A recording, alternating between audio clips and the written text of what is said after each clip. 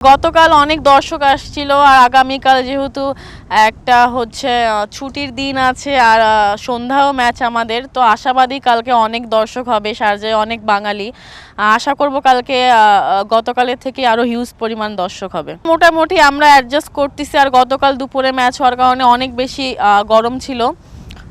আগামী ম্যাচগুলো সবগুলোই হচ্ছে রাতে, দেখা যাক কি হয়। ইংল্যান্ড বরাবরই ভালো, ওয়ার্ল্ড র্যাঙ্কিংয়ে সবসময় থাকে 1, 2, 3-এর মধ্যে।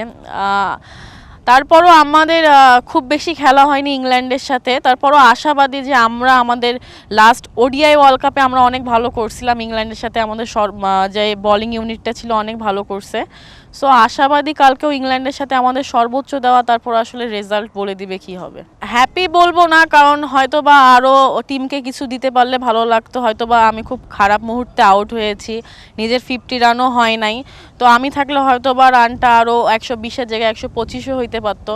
তো আশা করব এইরকম ক্রুশিয়াল মুভমেন্টে যেন আউট না হই। যে ম্যাচগুলো বাকি আছে আমাদের আরও 4টা, south Africa, England, West Indies, 3টা। আমরা সেমিফাইনালে যাওয়ার জন্য যে ইংল্যান্ডের সাথে আগামীকাল ম্যাচ, সেটা তো অবশ্যই আমরা কাউন্ট করব যাতে জিততে পারি। আর বাকি যে ম্যাচগুলো আছে সেগুলো আমরা ধরার ট্রাই করব।